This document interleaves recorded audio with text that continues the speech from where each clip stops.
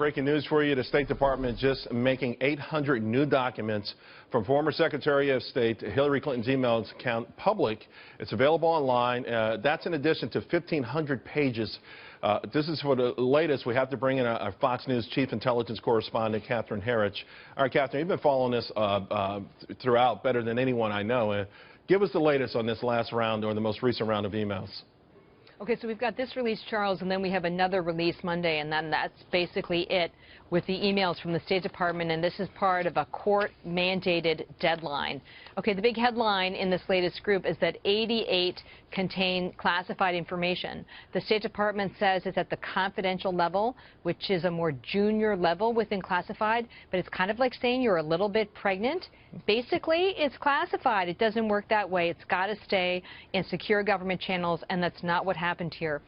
Final point, the State Department says this information was upgraded to classified or it was retroactively classified.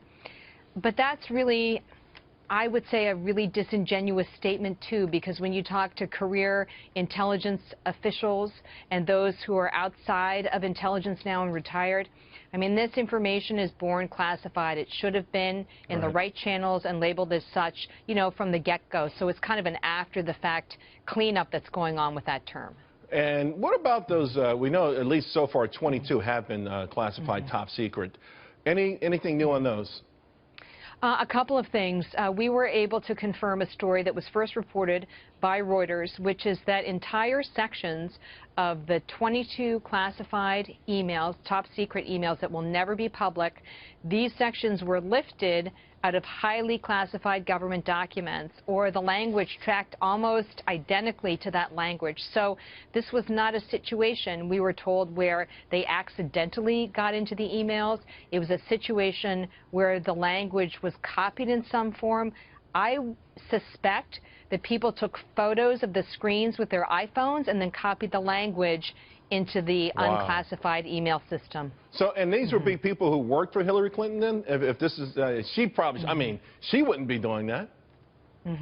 Okay, so almost all of the emails that are being sent to Mrs. Clinton come from her closest aides. So that would be her chief of staff at that time, Cheryl Mills, Huma Abedin, also Jake Sullivan, who is sort of the career State Department person.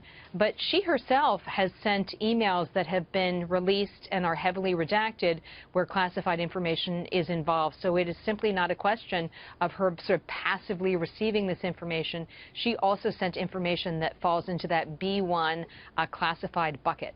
Attorney General Loretta Lynch saying earlier in the week that the investigation was still ongoing, which I found odd that she had to remind everyone that this investigation would still be going on.